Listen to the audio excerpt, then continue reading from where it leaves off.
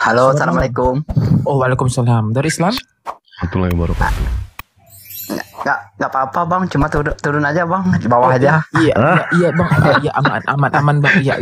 Nggak apa-apa bang, santai aja. Mungkin ada yang mau disampaikan sama abang, silakan. Ya, cuman apa itu? Apa itu? Apa yo? Apa bang?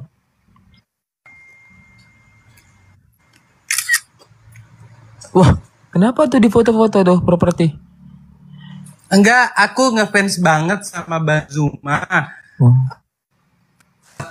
Pak, syukur, alhamdulillah bersyukur sekali dalam kita saya langsung sama Bang Zuma. Assalamualaikum Bang Zuma. Waalaikumsalam warahmatullahi wabarakatuh. Properti Makassar. Wah, keren kali namanya nih. Coba Pak Properti udah digedein screenshot lagi silakan. Open cam dong, Iya. properti. Open cam, open cam. Iya, gimana Bang? Aku belum Prof? bisa. Ini ku bahas sedikit. Belum bisa. Gemetaran loh aku. Di Makassar ya, di Makassar ya. Sama Bang Zuma. Iya, saya dari kemarin setiap pulang kerja, pokoknya begitu buka TikTok cari di mana live lagi, saya ngikutin dan alhamdulillah Bang Zuma, saya Islam, cuman dangkal pemahaman Islamku dan alhamdulillah setelah ngikutin live-nya Bang Zuma, alhamdulillah ibadah saya utamanya sholat mulai teratur Bang Zuma.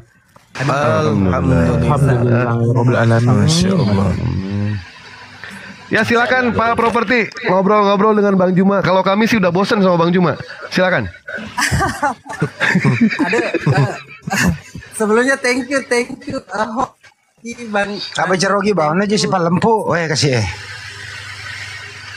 Iya, asal. Tahu Iya. begitu tua ya. Iya, habis cerogi nanti si Palempu. Daripada sila nyerang. Puran di Dendre. Waalaikumsalam warahmatullahi wabarakatuh. Ulangi si Pemeng. Nah, iya, kan anak desi segaga. Tuh mengulang boleh riwajo apa boleh dibone? Artinya apa bang? Boleh disinjai loh Bang. Yo boleh disinjai. Oh, Sinjailo. Oh.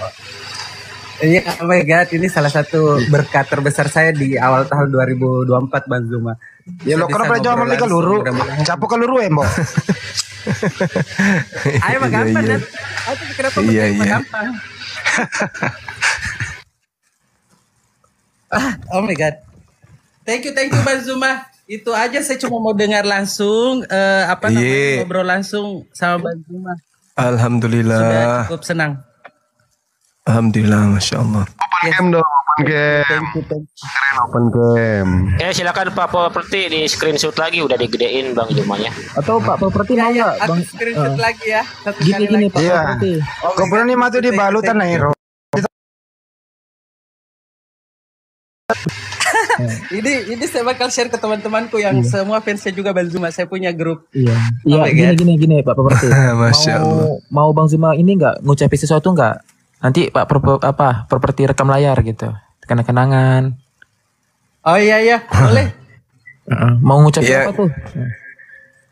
Kepada saudara-saudara saya, keluarga saya yang ada di Kabupaten Sinjai, semoga rahmat Allah dan hidayah Allah terlimpahkan kepada kita semua, sehingga pemuda Sinjai akan tampil menjadi pejuang-pejuang apologet Islam untuk agama Islam dan untuk kenyamanan negara yang kita cintai ini. Ya, salam buat warga Kabupaten Sinjai. Semoga sehat selalu. Amin. Terima kasih. Jangan lupa coblos Bang Juma. Amin. Sinjai. Jangan lupa orang Sinjai, coblos Bang Juma. Nyoblos. Amin. Mati tuh Bang Zuma. Ya Bang, boleh diturunin Bang, gak apa-apa, aku udah puas. Thank you Bang. Nyoblos saya mati dong. Fotonya. Jadi Tuhan nanti. Kalau nyoblos keenakan dong. Udah Bang Dewa udah. Itu bahasa. Asal lang mana kah kasih orang dari Sinjai sapo. Iya, wassalam nama Iya. Mula sebarang akhirnya disalahkan semua selenang. Terima kasih banyak. Wih. Iya lo. Kan ikut tuh. Kan ikut tuh. Artinya apa bang? Itu bahasa Thailand itu. Itu mau jorok. Assalamualaikum. Waalaikumsalam warahmatullahi wabarakatuh, Bang. Saya ada data menarik nih, mungkin mau lihat Bang Zuma ini. Boleh, boleh. Mumpung belum ada dialog dengan umat Kristiani yang lain nih. Sebentar, saya pakai on cam dulu. Kan ikut tuh. Kayak bahasa Thailand juga ya, Sebugis itu ya. Wih, mantap sekali. Ini di warnet bukan, Bang Apokripa? Lagi di warnet ya? Lagi di warnet hitung penghasilan. Dia lagi main PB, point blank. Fire in the hole, fire in the hole. Apa ini, Bang? Apa ini? Bang buka mic-nya. Jumlah penduduk menurut agama. Oh gitu. Logistik. Jangan di mute, Bang. Nggak dengar kita. Open your phone. Ya. Di point blank. Biar kelihatan gimana. Iya, ya. coba dibaca, Bang. Apa itu? Ini jadi ini saya analisa dari data-data sumbernya, saya kasih tahu dulu nih sumbernya biar kelihatan nih apa nih. Dari Kementerian Agama. Dari Kementerian Agama. Jadi sumber valid. Apa miring ya? Iya, nggak muat layarnya Bang. Nggak apa-apa, di shoot aja yang poin-poin terpenting aja di situ, Bang. Iya. Gini, jadi apa dia mengatakannya? Jadi gini intinya. Gelombang kristenisasi itu memang sangat besar, mulai dari tahun sekitar 70, 80, 90-an. Itu mereka sukses besar terus terang Zuma. Kalau cuman data validnya saya belum dapat. Jadi memang mereka sukses.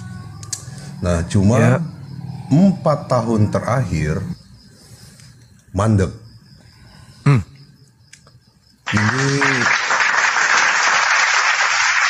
Ini saya lihat karena adanya fenomena banyaknya apologet Islam yang sudah mulai turun gunung. Pendekar-pendekar yang tersembunyi ini sudah keluar dari kesarangnya dan turun melawan pendekar di lapangan. Allahu Akbar, takbir. Masya Allah. Oke, itu gini. tujuan kita memang. Ya, lanjut. Data tahun 2019. Ini saya mau gedein susah bener sih. Ini nggak kelihatan. Nah gini deh biar kelihatan. Ini jumlah Katolik. Ini yang sebelah, ini saya atas ini ya. Ini Islam, Kristen, Katolik. Bang Apo dilurusin aja, juga kelihatan kok, dilurusin aja. Jadi diperlihatannya sedikit-sedikit gitu. Oh, Untuk kan gitu bentar. Nah, gini nih bisa nih. Nah, ini nih. Islam 231 juta. Ini yang keduanya Kristen, Katolik dan Kristen dulu Bang, Kristen dan dulu. Katolik, ya. Kristen berapa? 20 juta. 246. Katoliknya 8,3. 8 juta. Ya, tahun 2019 ya, Bang. Ya. Oke, pindah ke tahun 2020.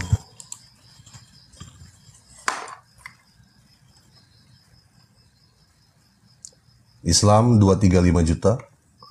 Ya. Kristen 20,4 juta. 2021. 2021. Islamnya, 238. Iya. Cuma nambah sekitar 50.000 yang ke Kristen ya. Katoliknya cuma nambah nggak sampai 100.000. 50.000 itu angka kelahiran yang bikin KTP gitu. Betul, ya. Kelahiran itu. Iya. Ya, lanjut. 2002. Bukan orang murtad itu. Iya. Bukan. 2002. Islam 241. Islam. Kristen 2,6. Iya. Katolik 8,5. Ini pengungsi semua ini yang naik ini yang dari Cina kali yang masuk ke mereka. Oke, jadi dari kita bicara data. Kalau mereka bilang per tahun 2 juta orang masuk Kristen, bullshit.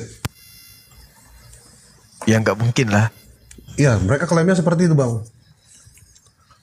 Sebentar, saya tampilin data ya. lagi. 2022, 2023 sudah ada nggak hasilnya? Belum ada. 2022 Belum ya? belum ada. Ada susah. Jadi, 2022 yang ada ya? iya, ini kan mereka belum sensus lagi. Biasanya sensus itu di bulan. Per 10 tahun. Enggak, per tahun ada datanya. Cuma. Tapi nggak merata semua provinsi biasanya. Oh, ini saya yang seluruh Indonesia datanya. Data seluruh Indonesia. Jadi saya ambil dari sumbernya apa? BPS. Kementerian Agama. Oh, kemana? Oh. Benar. Sebentar. Mana lagi ini? Aduh. Ini ya. Oke, ketik aja.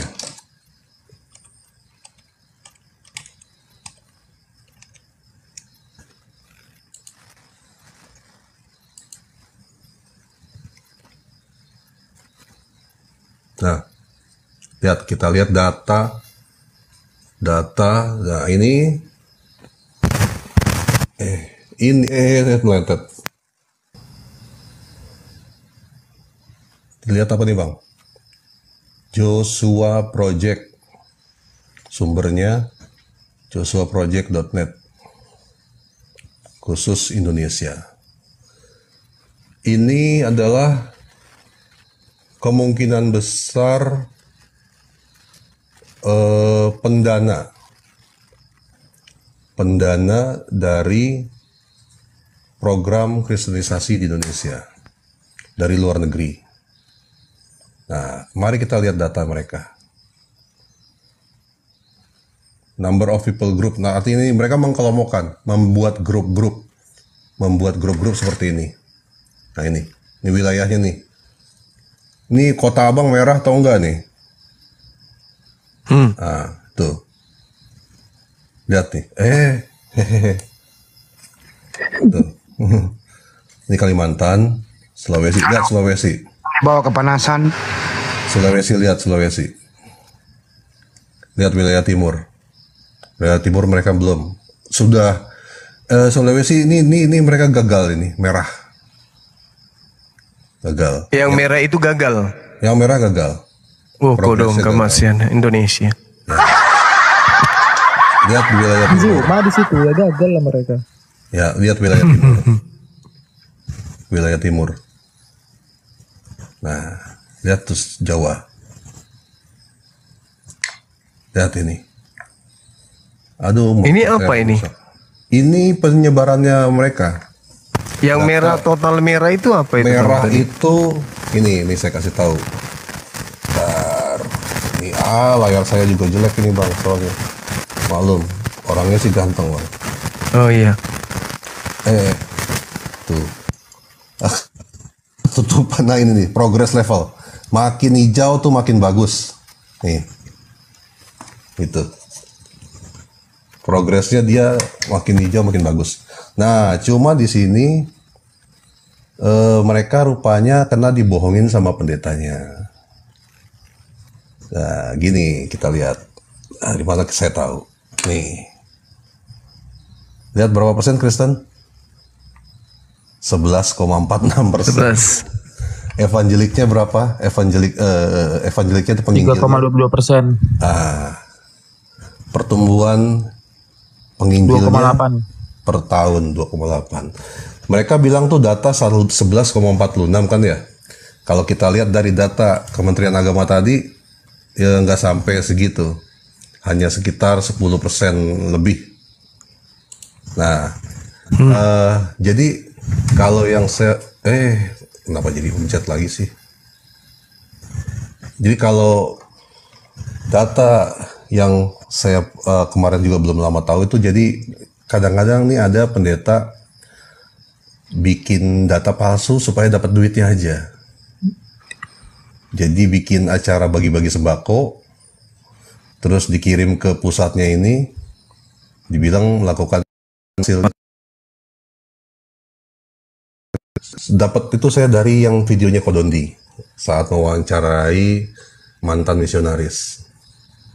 Nah itu seperti itu, dia dibilang kadang-kadang ada yang seperti itu, pura-pura nih ngumpulin orang, bagi-bagi sembako, difoto, direkam, di video sama dia kirim ke atasannya. Nih saya sudah berhasil.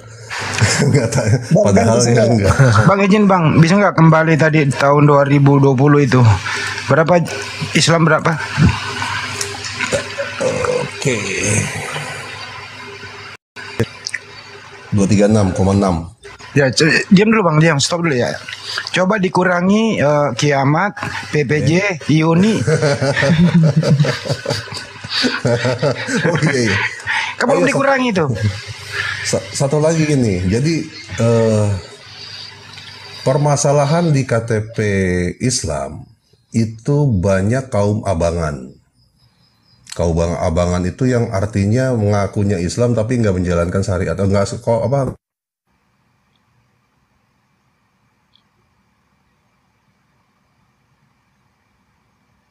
Terputus Bang Apo. Oh, kukira aku yang nge-lag. Karena, ya oke, gimana, jelas nggak? Jelas. Jelas nggak? Jelas. Oke. Jadi ada beberapa juta mungkin yang bisa dibilang abangan, artinya KTP-nya aja Islam. Nah ini sebenarnya sasarannya dari para misionaris mereka ini, yang mereka di daerah-daerah tertentu itu karena untuk gampangnya aja biar bikin KTP untuk ngurus apa-apa, tapi nggak meyakini Islam. Nah tapi jumlah ini nggak banyak. Saya pernah debat sama orang seperti ini. Dia bilang jumlahnya sampai 100 juta. Saya bilang oke, adu data silakan. Saya bilang gitu kan. Nggak bisa tampilin data karena memang nggak ada datanya. Nah, jadi dari data yang saya kasih ini, inilah bukti bahwa apologet Islam atau yang para pendekar turun gunung ini sudah berhasil menekan lajunya mereka. Itu bang. Bang Zuma termasuk dalam bagian dari itu. Orang yang bisa menekan lajunya mereka. Juga apologet-apologet lain. Bang Dewa, ada Bang Andi. Justru lain-lain. Bukan lagi menekan laju bang, tapi mengurangi populasi mereka. Bang Zuma ini panglimanya bang. Betul. Yang menjadi ya, bagian tapi kan ya, memang kita ini, Bang Zuma ini panglima kita. Jadi apa? Dengan adanya ini data ya, data membuktikan bahwa dengan adanya para pendekar yang turun gunung ini menekan dan membuat ketakutan mereka ini sepertinya. Karena jumlah mereka bertambahnya sesuai hanya angka kelahiran, tapi yang kurangnya ya bisa dilihat nanti. Saya lagi ngumpulin data, sebenarnya susah bener itu data itu. Jadi apa pertumbuhan yang mu'alaf itu seperti apa itu susah datanya. Mau masuk ke data BPS nggak bisa. Nah, ini buktinya, ini data yang membuktikan bahwa Islam ini sekarang sudah makin berkembang dan kelompok misionaris ini tertahan lajunya. Hanya saya ingatkan, sasaran mereka bukan hanya memurtadkan orang Islam. Ingat, sasaran mereka ini saya kasih ya. Sebentar, mana saya masih ada datanya nggak ya?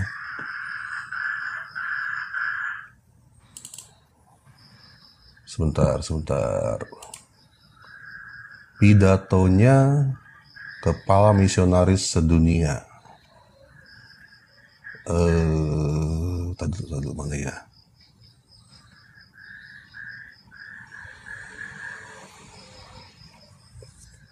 Aduh, mana ya, lupa saya cari, simpan di mana lagi.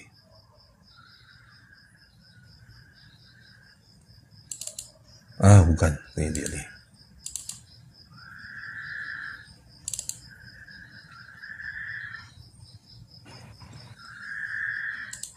Jadi tujuan mereka itu bukan hanya mengkristenkan. Si Samuel Zwimmer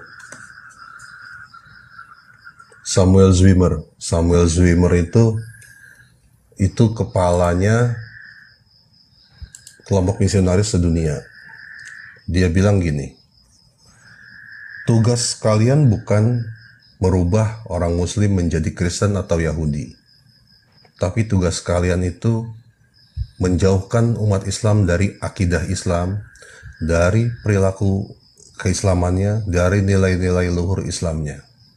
Jauhkan mereka dari situ.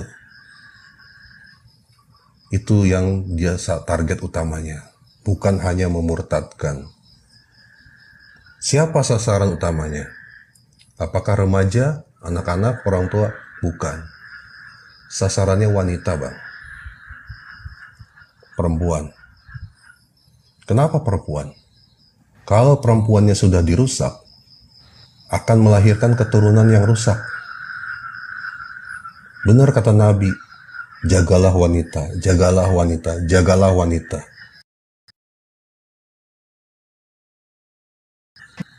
Nabi berpesan seperti itu. Saya rasa cukup dulu deh info dari saya. Silakan lanjut yang lain, Bang. Assalamualaikum warahmatullahi wabarakatuh, Ustadku, Ustadz Alif. Waalaikumsalam warahmatullahi wabarakatuh. Aku baru gabung nyimak dulu tadi. Ya, lanjut. Ngeri kali barusan data. Nah, ya. Artinya mereka tuh hoax kok mengatakan dalam jumlah jutaan. Menyentuh angka ratusan ribu saja itu sudah hebat bagi mereka. Tapi itu mustahil. Oke. Pak Yon, selamat malam Pak Yon. Dibuka mic-nya Pak Yon.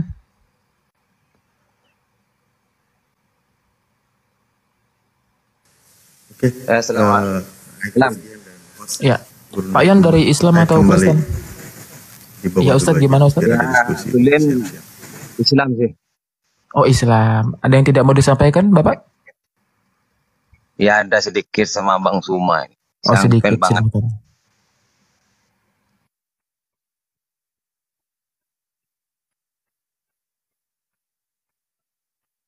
Ngelag ini. Aman kok. Ya silakan Pak. Assalamualaikum Bang Suma. Assalamualaikum Bang Suma. Assalamualaikum warahmatullahi wabarakatuh. Saya dari Madura ini Bang. Oh, Sakera toh? Ya, gimana Pak? Gimana? Alhamdulillah ya. Saya syukur sama teman-teman ini ada debat macam ini, saya syukur. Betul, saya kagum sama teman-teman. Semuanya mudah-mudahan dikasih selamat sama Tuhan. Berkah umurnya. Ya, amin. Saya kagum sama teman-teman ini semuanya. Saya doakan mudah-mudahan selamat dari apapun aja.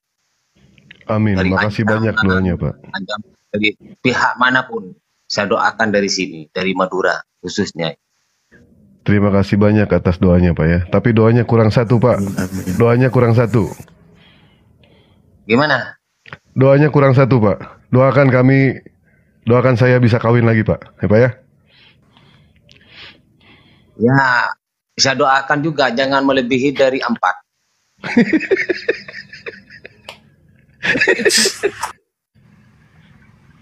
Sunnah Rasul kan 4 Bang. Begini Bang Dewa. Iya. Bang Dewa itu kalau dikatakan nikah lagi nggak pantas Bang. Ya pantas tuh saya Bang. Nggak, soalnya kan ketika Dewa itu berbicara, orang banyak menyangka Dewa ini kan Bang Juma, ya kan? Bahkan Abdon Sagala itu ngotot. Ini bukan Dewa, ini Juma deh. Udah tahu Dewa udah bicara, Dewa udah mengaku Dewa ini adalah Dewa. Udah Dewa open cam, masih aja dia ngotot. Ini bukan Dewa, ini Juma. Parah itu si botak lu. Ya Allah, ya Rabbi. Iya, saya dengar juga seperti saya nonton terus tiap malam, saya nonton siang malam cari Zuma terus saya di sini. Ya. Jangan lupa kerja juga. Mau masuk saya nggak punya data soalnya. Mau masuk nggak punya data. Dengar aja saya. Kita aja. Ya Pak, doakan saja Bang Juma ya. Ya, saya doakan dari sini. Semuanya teman-teman jangan mundur. Walaupun diancam gimana, Bang Suma itu terutama Bang Suma pernah diancam katanya. Jangan mundur, sedikit pun, selangkah pun jangan mundur Bang Suma. Saya doakan dari sini, dari Madura.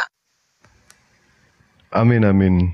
Tetapi yang perlu Bapak di sini ketahui ya, dalam kita berdiskusi itu Pak ya, ada saatnya kita itu mundur, ada saatnya kita itu maju Pak. Sebagai halnya Bapak tentu pernah main catur Pak ya? Pernah main catur? Ya. Hobi main catur. Main catur itu Pak, ketika terdesak, kita itu mundur dulu Pak untuk menyusun strategi selanjutnya.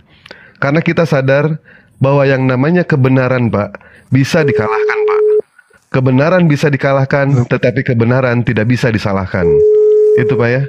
Ini apa lagi Bang Juma nih? Tapi kalau pakai pion bisa mundur nggak Bang Dewa? Pion kan harus jadi, seperti halnya seorang Mahadewa harus jadi. Iya. Kalau jadi menteri, ya kan? Iya. Ya, Ustadz Alif, ada yang tidak mau disampaikan Ustadz? Silakan Ustadz.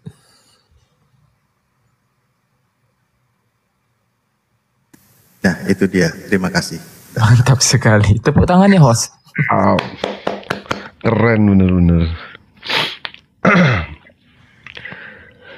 Ya, titip salam juga Pak ya untuk orang-orang Madura Pak ya. Titip salam untuk mereka dari kami, Apologet dari keluarga API. Ya. Saya doakan dari sini. Udah, Baik. dikasih turun biar Iya. nanti ada yang lain yang masuk. Baik Pak. Tapi Semuanya Bapak boleh, ya Pak, Bapak boleh beri tips untuk ke Bang Dewa gimana punya kumis yang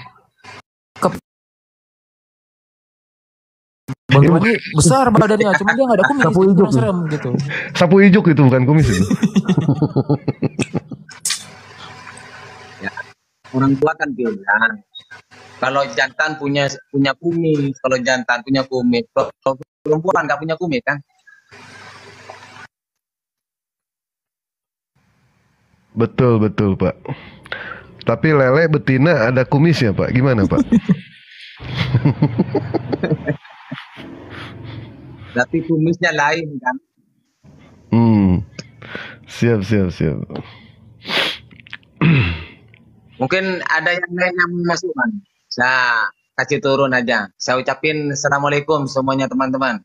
Waalaikumsalam warahmatullahi wabarakatuh.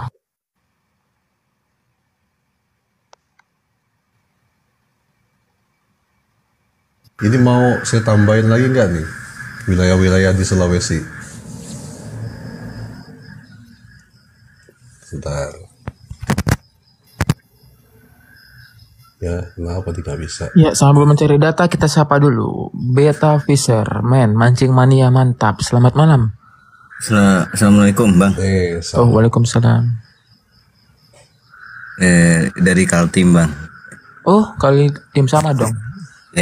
Ingin ikut nyimak. Oh, ikut nyimak. Iya, dari yang muslim nanti boleh di bawah dulu ya Bang, biar ini kan berhubung ada satu kursi doang nih, biar kita kasih sama yang non muslim ya Bang. Siap Bang. Oke, baik Bang. Makasih. Ya, itu Bang Gugum mau minta naik lagi Bang Dewa. Ya, silakan naikkan lagi Pak Gugum. Pak Gugum, oh ini dia.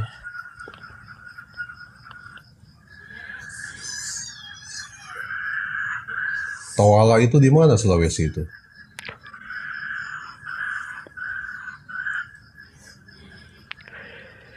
Ya, selamat malam Pak Gugum.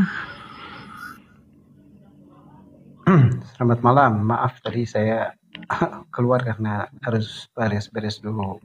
Baik, saya maafin Pak. Baik, kami maafkan.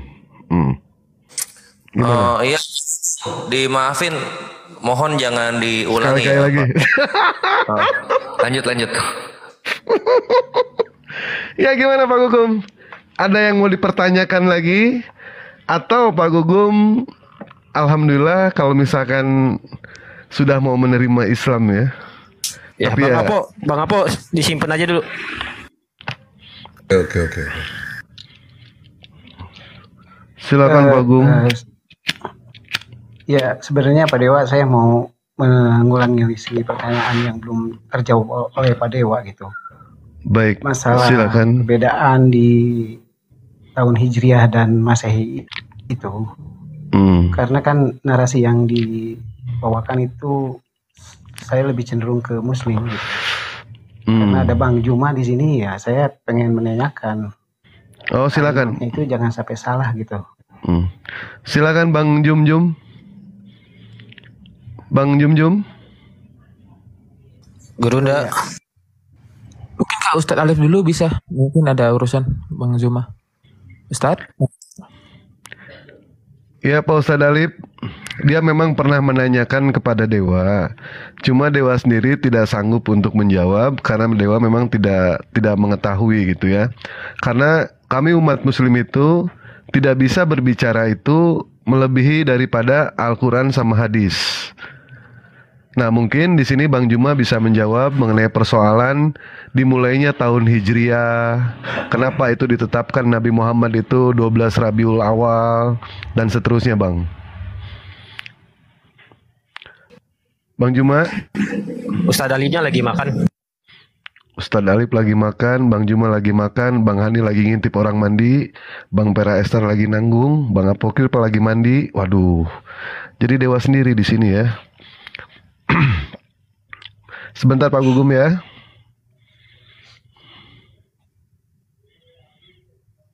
Bang Juma, mungkin pertanyaan ini masih mengganjal ya di Pak Gugum ya. Kalau misalkan toh bisa dijawab dengan baik sama Bang Juma, ya mudah-mudahan saja Pak Gugum mau menerima yang namanya Islam. Kami doakan kok ya, mudah-mudahan Pak Gugum bisa meraih yang namanya hidayah. Karena yang namanya hidayah itu sudah Allah berikan kepada siapapun juga. Tinggal orang itu mau menyambut atau mau menyambit, mau merangkul atau mau memukul balik hidayah itu. Pilihan ada di tangan Pak Gugum semua juga. Bang Juma. Bang. Pak Alip monitor, Pak Alip. Ya, gimana Bang Juma. Aku sih. Kan saya. Ya, Bang Juma. Yuk, jadi Puput. Pertanyaannya gini, Pit. Pipit. Jadi dia ingin menanyakan, kenapa itu ditentukan tahun Hijriah? Kenapa Nabi Muhammad ditentukan kelahirannya itu 12 Rabiul Awal? Sementara yang namanya penanggalan itu dimulai pada saat di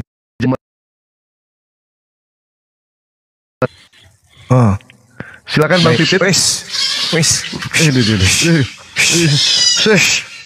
Ada itu Om, kucing makan ban mobil. Waduh, sembelih dulu kucingnya Bang. Sembelih dulu. Ribut kali kucingnya. Ya, silakan Bang Pipit. Bang Pipit. Iya.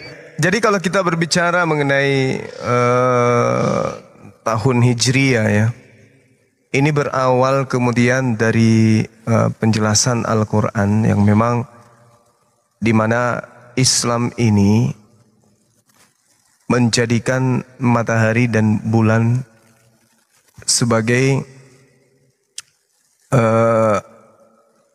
akar daripada perhitungan atau penggalan hari, minggu, bulan, dan tahun. Allah Subhanahu wa taala menjelaskan di dalam Al-Qur'anul Karim, bismillahirrahmanirrahim. Huwallazi ja'ala asy-syamsa diya wal qamara nuran wa qaddarah manazila li ta'lamu adadas sinina wal hisab. Ma khalaqallahu dzalika illa bil haqq.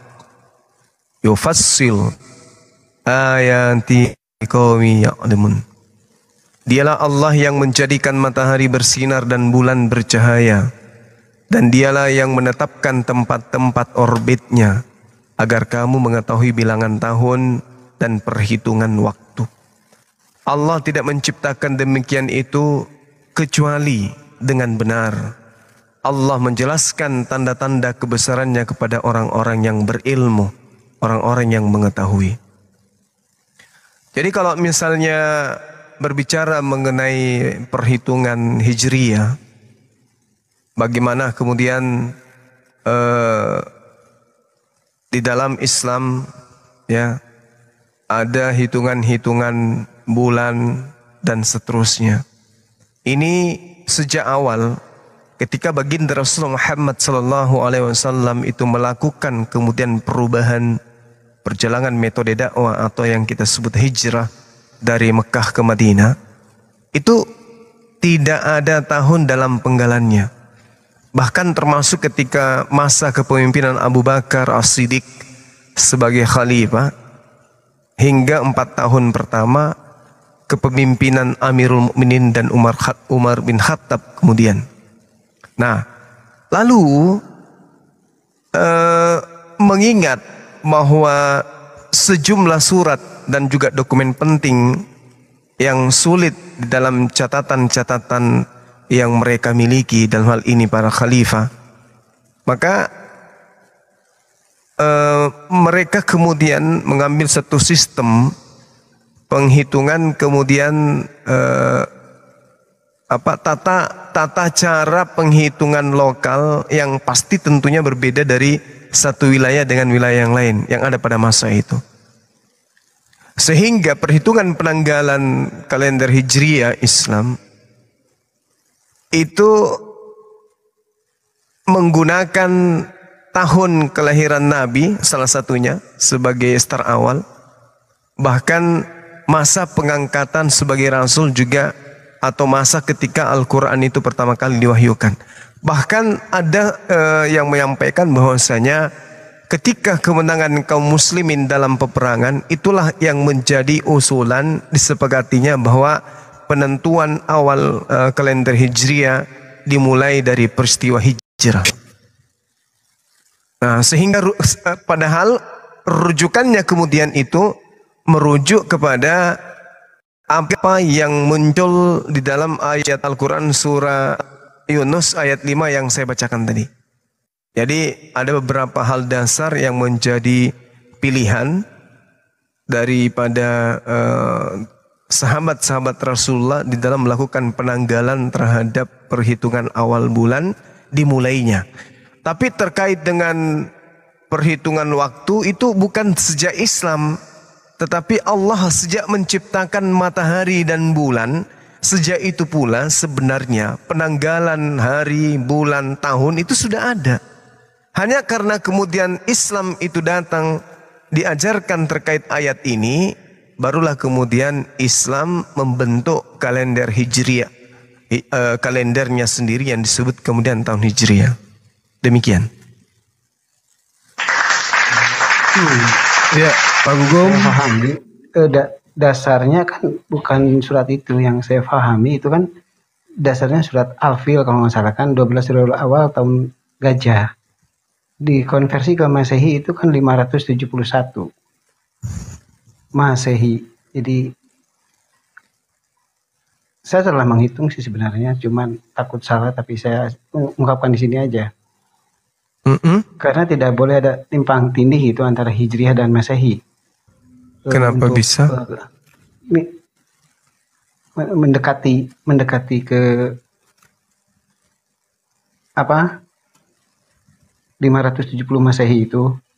Karena kan perputarannya perbedaan 11 hari. Sekarang udah 1400 tahun dari kelahiran beliau. Hitung sih 12 Rabiul Awal 40 Hijriah. Koreksi kalau saya salah gitu Bang Juma. Terima kasih. Iya, jadi gini, sekali lagi saya katakan bahwa waktu itu berputar sejak kemudian waktu itu dicipta oleh Allah. Menggiring detik, menit, jam, hari, minggu, bulan, tahun. Dan dasar pijakan kami mengatakan itu adalah Al-Quranul Karim yang tadi yang saya jelaskan. Bahwa matahari dan bulan itu sebagai alat, sebagai penghitung waktu. Nah, sedangkan kalau kita berbicara terkait dengan penanggalan yang digunakan kemudian di dunia ini kan itu ada dua yang kita paling santer kita kenal, Masehi, Hijriah. Nah, kemudian terkait dengan hitungan Hijriah itu bukan berarti berawalnya waktu pertama Hijriah, tidak. Ini adalah penanggalan Islam. Ya. tidak kemudian menjelaskan bahwasanya waktu itu terukur mulai dari sejak adanya hitungan Hijriah ini. Itu tidak.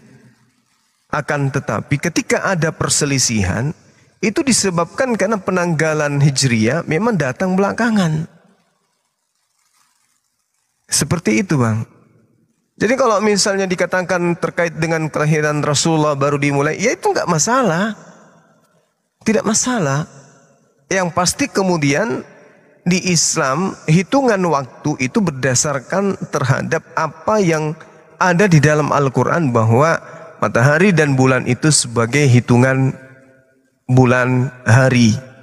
Ahad, Al-Had, Al-Istan, As-Salasa, Arba'a, Al-Kamasatun, Al-Jumu'ah, As-Sabat, Al-Ahad, dan seterusnya.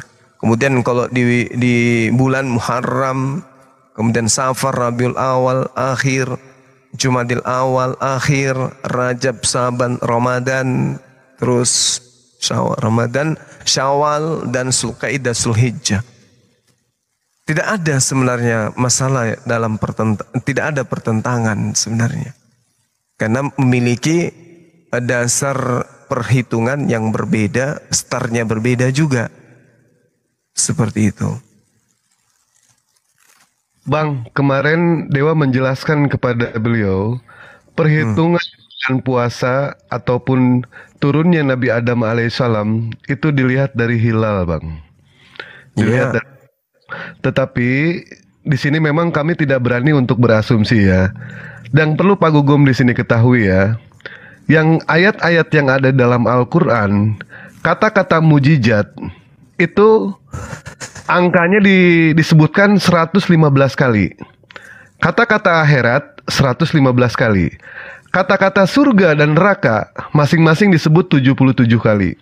Kata-kata iblis dan malaikat disebutkan 88 kali. Dan ini yang sangat luar biasa. Kata bulan di dalam Al-Quran itu disebutkan 12 kali. Kata bulan disebutkan 12 kali. Dan kata-kata hari disebutkan 365 kali. Apakah ini suatu kebetulan di dalam Al-Quran mengatakan seperti itu? Ternyata bukan satu kebetulan. Ternyata memang Allah sudah mengatur itu semua. Dan mengenai soal perhitungannya, itu dari hilal. Coba abang nanti tolong koreksi Dewa bang ya. Benar nggak kata-kata bulan di dalam Al-Quran disebutkan 12 kali? Silakan cek. Kata-kata hari disebutkan 365 kali. Ini yang bikin luar biasa itu seperti itu. Apakah ini suatu kebetulan? Bukan. Al-Quran adalah mujizat. Nah disitulah orang berpikir ada yang ahli memang untuk menjelaskan mengenai soal hilal ini. Dewa tidak berani berasumsi.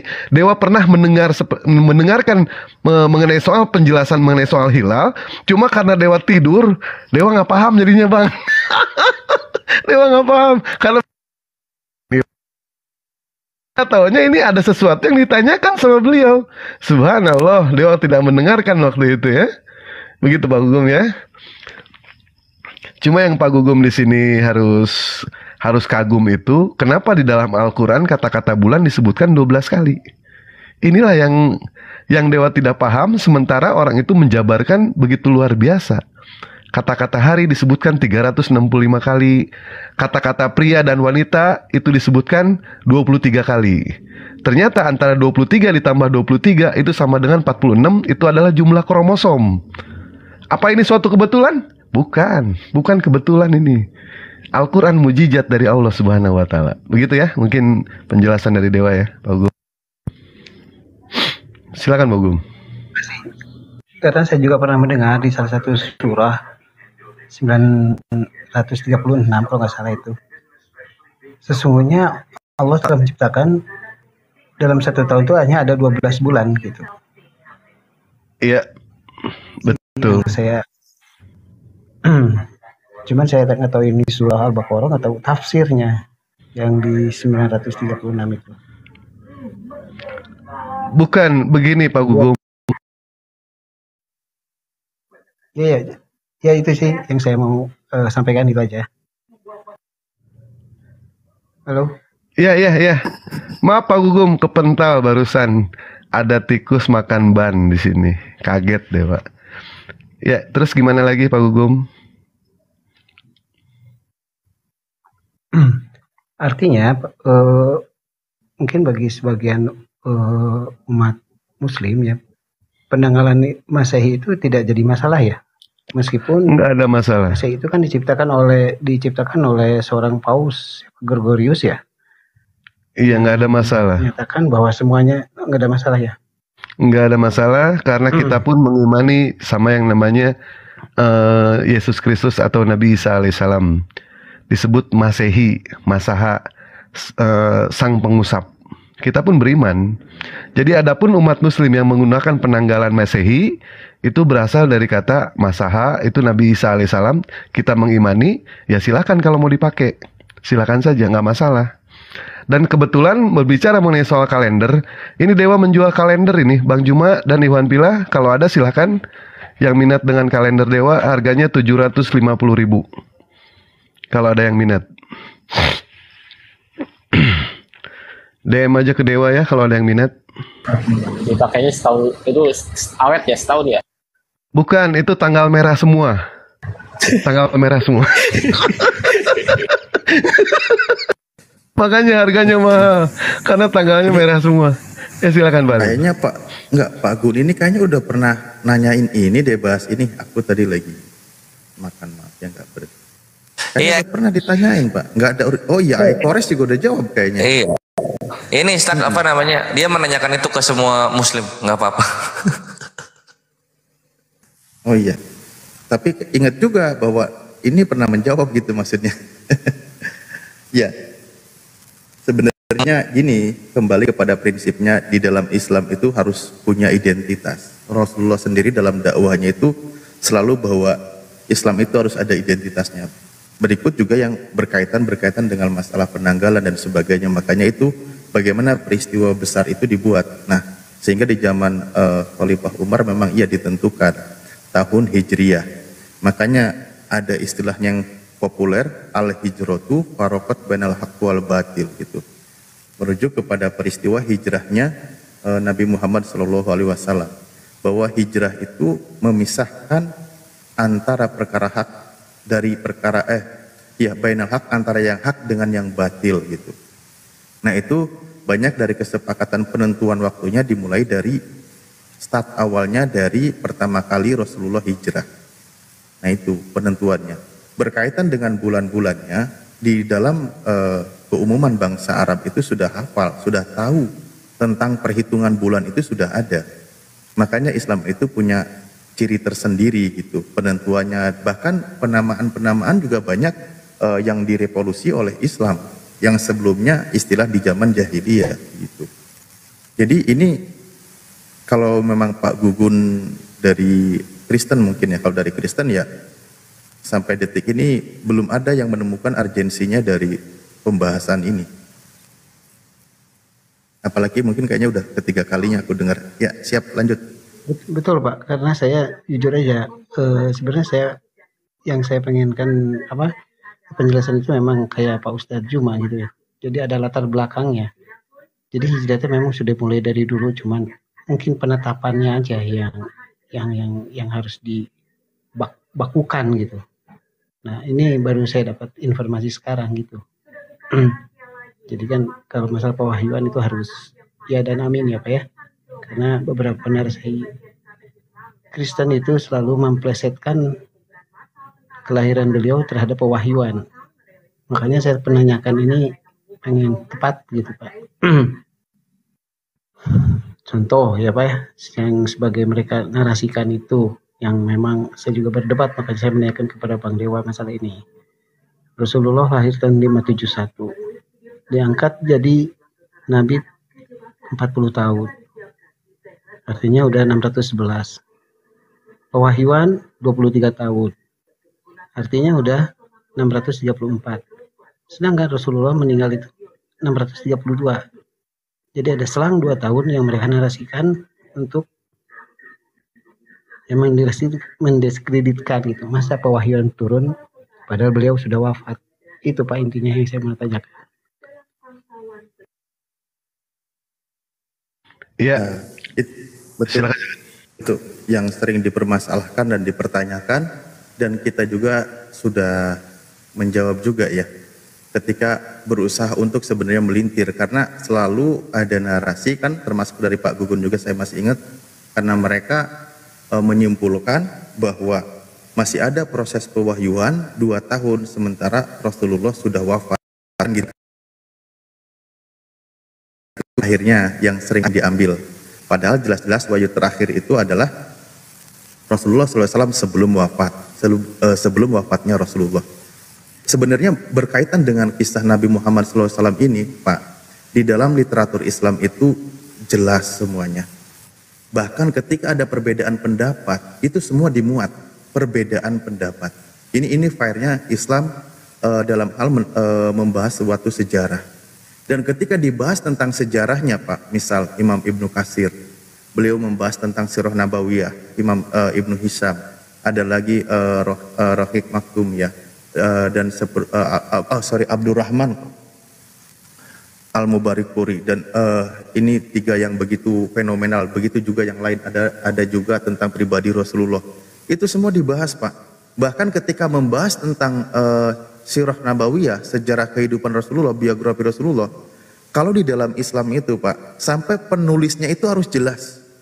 Ketika membahas tentang masalah Sirah Nabawiyah, ada namanya Imam Ibnu Katsir. Itu Imam Ibnu Katsir itu harus jelas. Beliau ini siapa? Keilmuannya ini seperti apa?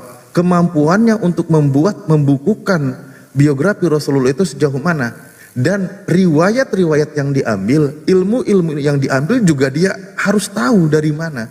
Jangan asal orang yang berbicara. Nah, itulah Islam dalam hal menentukan suatu, menyimpulkan sebuah keilmuan ya. Ketika masalah tentang biografi Rasulullah, perjalanan Sirah Nabawiyah atau perjalanan Nabi Muhammad SAW atau biografi Nabi Muhammad, begitu. Nah, itulah di dalam Islam, Pak. Makanya ketika dalam pertanyaan tadi, saya masih ingat kan itu. Kenapa? Memang ada dari jumhurnya ulama, bahkan dari perhitungan itu kan semuanya jelas bahwa wafatnya Rasulullah itu di usia 63 tahun. Nah, ada yang berpendapat bahwa 65 dan sebagainya itu, pendapat kecil itu tidak bisa diambil kesimpulan. Nah, dan uniknya dan bagusnya adalah bahwa di dalam Islam pendapat yang sahih dan tidak sahih atau diterima atau tidak tetap dimuat. Menghargai pendapat orang tetap dimuat, tetapi kesimpulannya kembali kepada yang mufakat dan sesuai dengan data yang lebih kuat dan akurat. Itulah di dalam Islam. Tapi memang anehnya adalah untuk dibuat nyerang dari kawan sebelah justru pendapat yang tidak jumhur itu. Padahal kita itu tidak ditutupi, ketika ada perbedaan pendapat di dalam Islam itu tidak ditutupi. Bahkan ketika membahas hadis yang mungkar sekalipun, yang memang derajatnya itu sangat tertolak dan bahkan itu adalah rusak gitu, tetap dimuat gitu. Ini sebagai bentuk keilmuan pengetahuan gitu, bahwa ini statusnya tidak boleh. Nah begitu, jadi itulah di dalam Islam, Pak. Nah sebenarnya ketika kami di dalam Islam keilmuannya seperti ini, kalau kita tanya balik, di dalam pembahasan tentang kekristenan, ya mohon maaf Pak, satu pertanyaan itu sudah gugur, langsung selesai pembahasan. Begitu, lanjut mungkin Ahi Dewa tadi mau ngomong, maaf ya, saya kadung mau ngomong. Saya juga pernah menanyakan hal itu Pak sama pihak Kristen, apa benar Yesus atau Nabi Isa itu lahir 1 Masehi? Narasi mereka juga tidak tepat gitu kalau saya hitung secara ya ini apa dari beberapa itu saya baca dari beberapa literasi termasuk literasi di dalam Islaman gitu Pak. Terima kasih. Iya, baik. Sepertinya tadi sudah dijawab ya sama Pak Ali mengenai soal penanggalan, dan dijawab juga sama Bang Pipit. Bang Pipit lagi. Bang Jum, Bang Juma. Nah, sekarang apalagi yang meragukan Pak Gugu mengenai soal Islam? Apa yang meragukan mengenai soal Islam? Silakan tanyakan lagi kepada kami. Kalau tadi Pak Ali membahas mengenai soal hadis, yang meriwayatkan hadis, kami punya barometer, kami punya yang namanya tolak ukurnya. Terus yang namanya hadis itu tergantung dari jumlah periwayatan. Kalau yang meriwayatkan 1 orang, itu namanya gaib.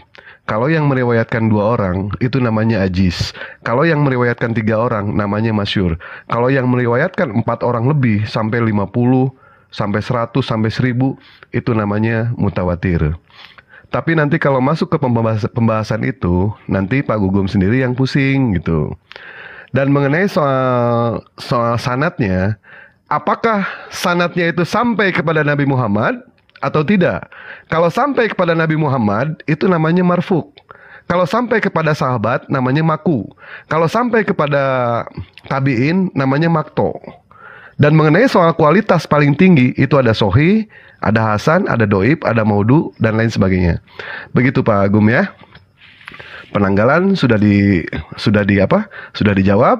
Mengenai soal hadis sudah dijawab. Semua sudah terjawab. Apalagi yang menjadikan Pak Gum itu masih ragu dalam memeluk Islam. Silakan.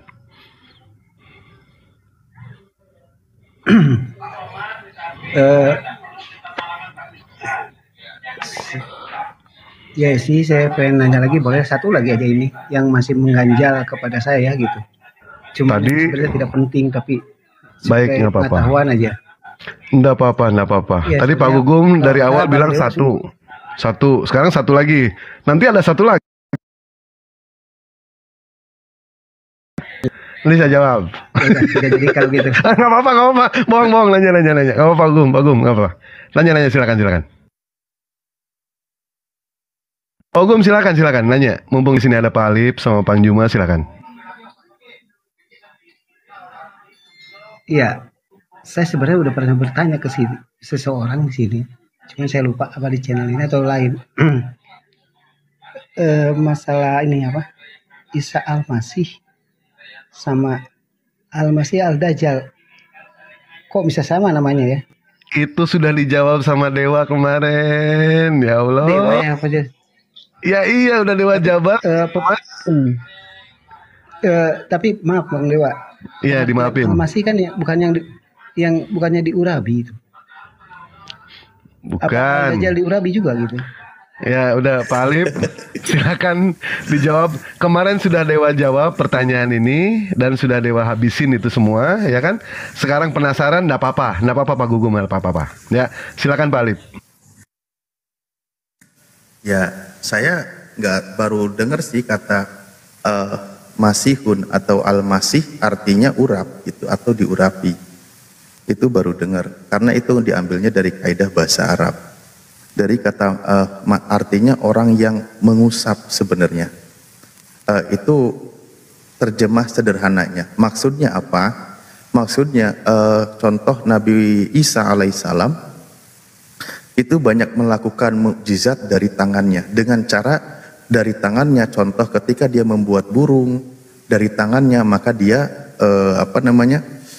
jadi burung gitu dari tanah liat dan seterusnya, banyak mukjizat dari tangannya. Bahkan penjelasan juga ulama itu kan kaidah bahasa Arab itu banyak makna juga yang melanjutkan banyak perjalanan sehingga telapak kakinya itu ada bekas perjalanan disebutnya rata orang yang banyak berjalan. Nah itu makna lain dari kata al-masihun gitu. Nah orang seperti itu.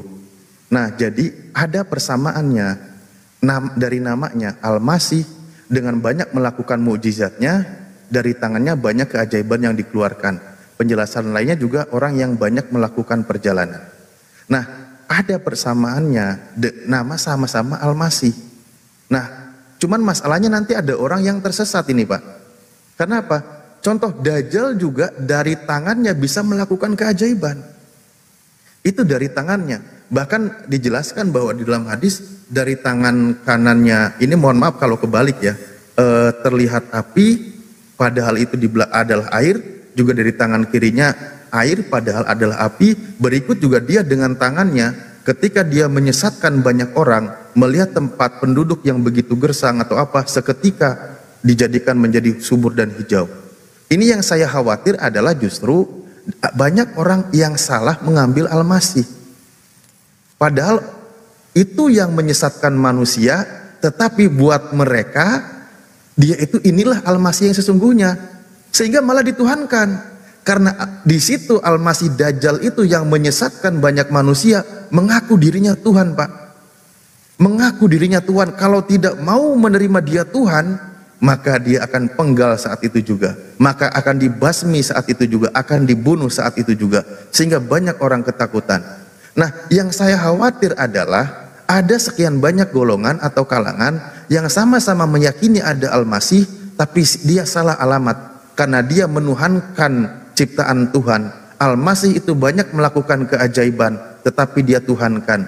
Padahal di dalam Islam sudah jelas batasannya.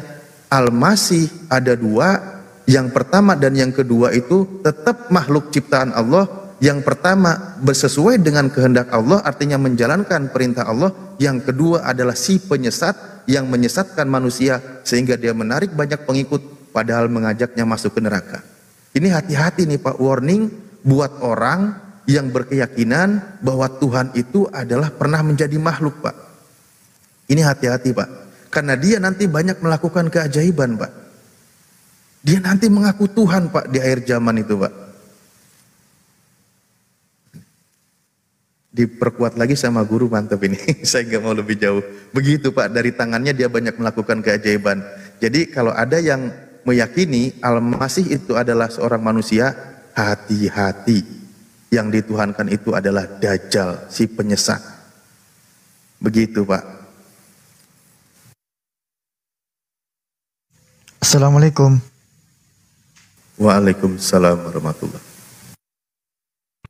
Ya, silakan Pak Gugum. Jawaban dari Pak Alip sudah. Kemarin Pak Gugum menanyakan hal yang sama, sudah dijawab juga sama Dewa. Berapa kali Pak Gugum menanyakan hal yang sama, jawabannya pun tetap akan sama, seperti itu. Seperti yang dijelaskan sama Dewa kemarin Pak Gugum. Sama, dari Dewa pun jawabannya sama. Silakan Pak Gugum. Satu lagi deh Pak Gugum, satu lagi nggak apa-apa. Ya sih Pak Dewa, saya hanya pengen memastikan aja. Penasaran dengan kalimat Al-Masihnya itu. Baik. Saya pikir itu sosok yang sama. Saya pikir itu dua. Iya ini Pak, ini menarik ini Pak. Ada dua Al-Masih Pak. Ada dua Al-Masih, yang satu selamat karena dia mengikuti Al-Masih itu. Dia melakukan keajaiban biidnillah, atas seizin Allah, atas seizin Tuhan, bukan Tuhan. Dia manusia yang tampan, rupawan, rambutnya panjang, wajahnya ketika turun seperti bertetesan habis wudhu. Nggak kayak Kang Dewa, saya nggak ngomong dia nggak. Begitu. Ketika dia turun diiringi oleh malaikat, ini Al-Masih yang benar Pak. Dia melakukan keajaiban, tetapi dia mengaku sebagai utusan Tuhan, bukan Tuhan. Ada juga nanti, dia meyakini dia itu Al-Masih, tetapi dituhankan. Dia melakukan keajaiban juga Pak, tadi saya sudah jelaskan itu. Dia banyak melakukan keajaiban. Bahkan dia seketika itu tadi bisa merubah keadaan itu Pak. Ketika yang tidak mengakui dirinya Tuhan, nanti akan dibunuh oleh dia Pak. Ini yang bahaya adalah yang mengikuti Al-Masih ini Pak. Ini yang akan tersesat Pak. Karena Al-Masih sesungguhnya bukan seperti itu. Al-Masih sesungguhnya adalah dia berkata bahwa aku jadi lupa.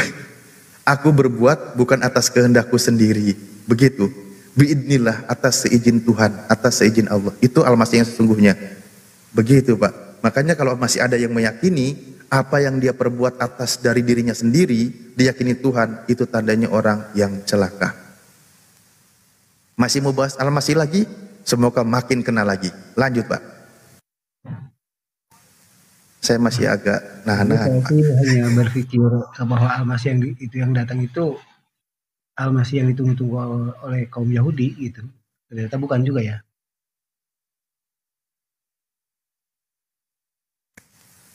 Iya. Di dalam, masih mau lanjut? Atau Gurunda mau masuk Gurunda? Aku paling suka gak enak kalau ada Gurunda bernarasi. Atau Ahidewa? Oke. Lanjut saja, lanjut. Nah, di dalam Al-Quranul Karim, Pak ya, ini patokannya begini. Di dalam Al-Quran itu disebutkan bahwa itu di surah An-Nisa, bahkan masih di surah An-Nisa, yang peristiwanya adalah bismillahirrahmanirrahim, wa im min ahlil kitab illa la yu'minanna bihi qabla mautihi wa yawmal qiyamati yakunu alaihim syahida. Tidak ada seorang pun dari ahli kitab kecuali akan beriman kepadanya, kepada Nabi Isa nanti sebelum kematiannya, dan pada hari kiamat nanti Nabi Isa itu akan menjadi saksi terhadap mereka. Nah, di dalam Al-Quran menjelaskan bahwa menjelang hari kematiannya Nabi Isa nanti, itu banyak dari kalangan ahli kitab yang masih berpegang teguh kepada kitabnya itu banyak beriman, Pak. Menerima Al-Masih itu benar, bahwa dia adalah utusan Allah, Pak. Utusan Tuhan, itu percaya. Banyak nanti. Nah, cuman banyak juga yang tersesat. Mana? Yang tadi mengikuti Al-Masih Dajjal itu, Pak. Nah, itu yang tersesatnya, Pak. Kembali. Makanya Al-Masih yang sesungguhnya itu tidak pernah mau diseru dirinya itu Tuhan, nggak pernah mau. Yang jelas dia itu adalah utusan Tuhan, Pak. Itu Al-Masih yang sesungguhnya. Makanya ketika yang menuhankan dia, kalau di dalam kitab Anda sendiri, nyala engkau daripadaku, kalian semua pembuat kejahatan. Nah, itu kalau saya coba baca Bible-nya, Pak. Izin masuk loh, Pak, ke Bible-nya. Dia tidak percaya sama Bible, Kang Alip. Oh, gitu? Percaya. Ya. Oh, siap. Dia tidak percaya sama Bible. Dia mengakui Yesus adalah utusan, Yesus adalah manusia yang dimuliakan.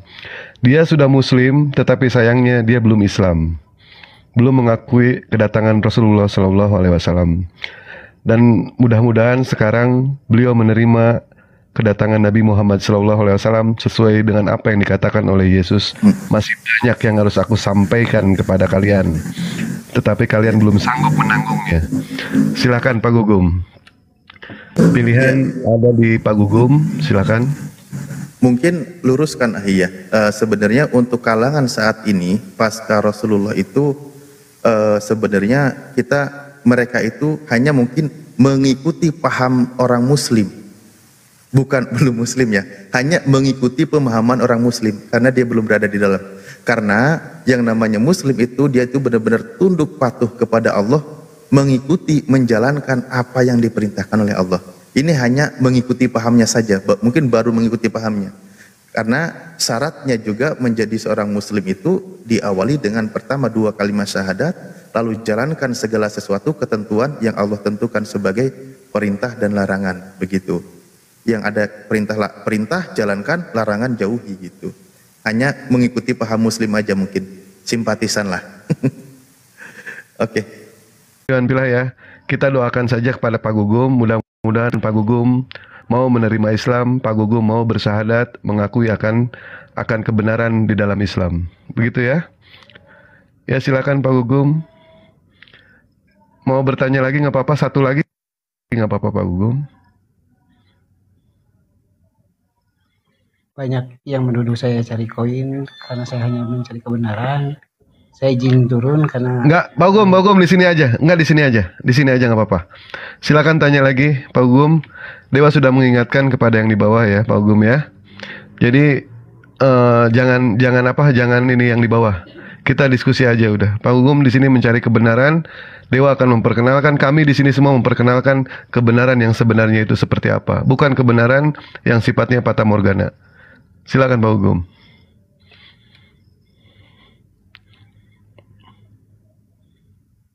Pak Gugum.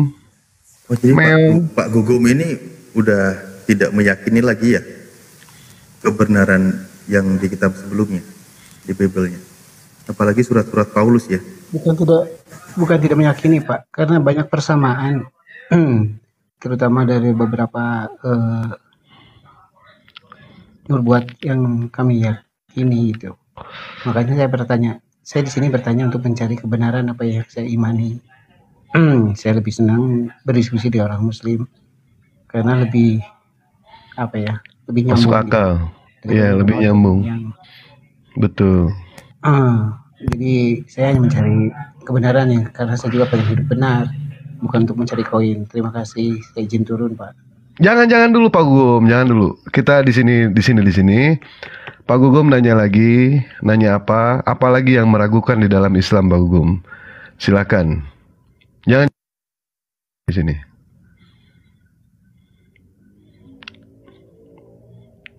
Ayo Pak Gugum.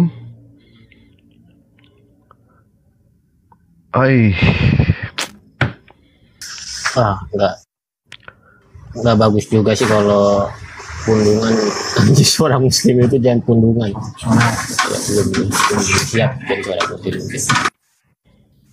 Bang Ki, izin Bang Ki. Hostnya Ya Bang Ki. kasih Alfi akses mod dong biar netralin yang di bawah gitu. Izin. Selamat malam Tian. Teman-teman yang di bawah tolong jaga tapingan ya. Kalau sopan langsung saya ini kan nanti bisa. Selamat malam. Ya, Tian dari Islam atau Kristen?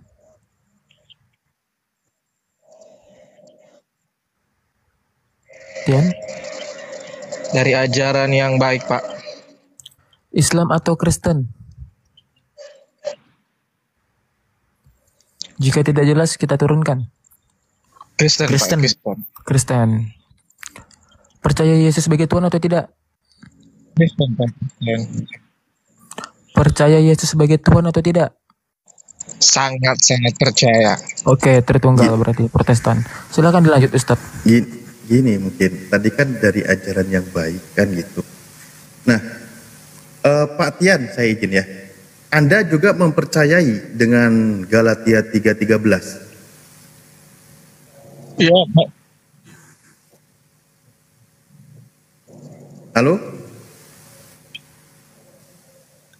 Iya, apa coba dibacakan? Oh, berarti belum tahu. Nah, jangan-jangan kaget lagi. Galatia 3:13 kan di situ bunyinya sebenarnya sangat familiar di dalam kalangan Kristen. Kristus telah menebus kita dari kutuk hukum Taurat dengan jalan menjadi kutuk karena kita, sebab ada tertulis, terkutuklah orang yang digantung pada kayu salib. Di dalam kitab Anda menjelaskan bahwa Yesus itu terkutuk. Begitu Pak Tian. Dan itu yang ditulis oleh Paulus. Anda mengimani nggak kitab Galatia ini?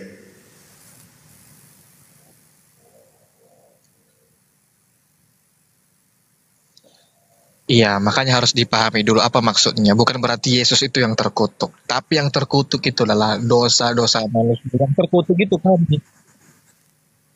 Loh, di sini Yesus yang digantung, gimana sih? Bunyinya Jadi jangan persepsi Anda. Iya, dia menanggung kutukan. Dia yang menanggung kutukan atas manusia, sehingga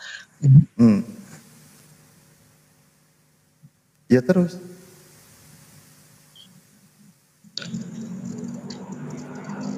Katanya ajaran baik. Ya justru itu yang ajaran baik, Pak. Tuhan Yesus datang ke dunia ini bukan untuk manusia yang baik, tapi untuk manusia yang berdosa. Ya, oke. Mari kita pelan-pelan. Di situ bunyi ayatnya adalah terkutuklah orang yang digantung pada kayu salib. Pertanyaan saya, yang digantung pada kayu salib yang dikutuk itu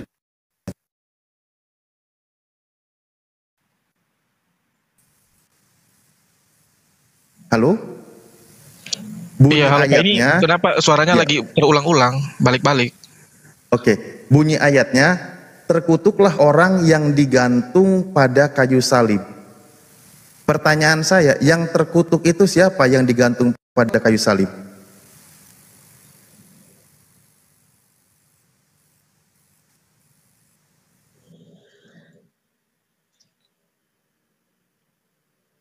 Halo? Halo?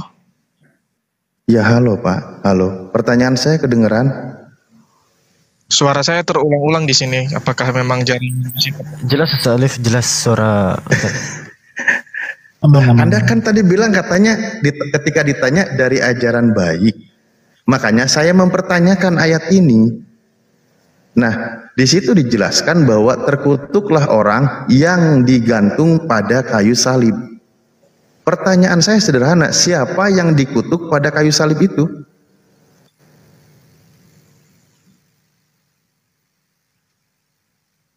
Apa halo lagi? Ya, dengarin Pak ya. Pada masa itu, orang-orang yang disalib itu adalah orang-orang yang melakukan kesalahan. Dengarin, orang-orang yang melakukan dosa.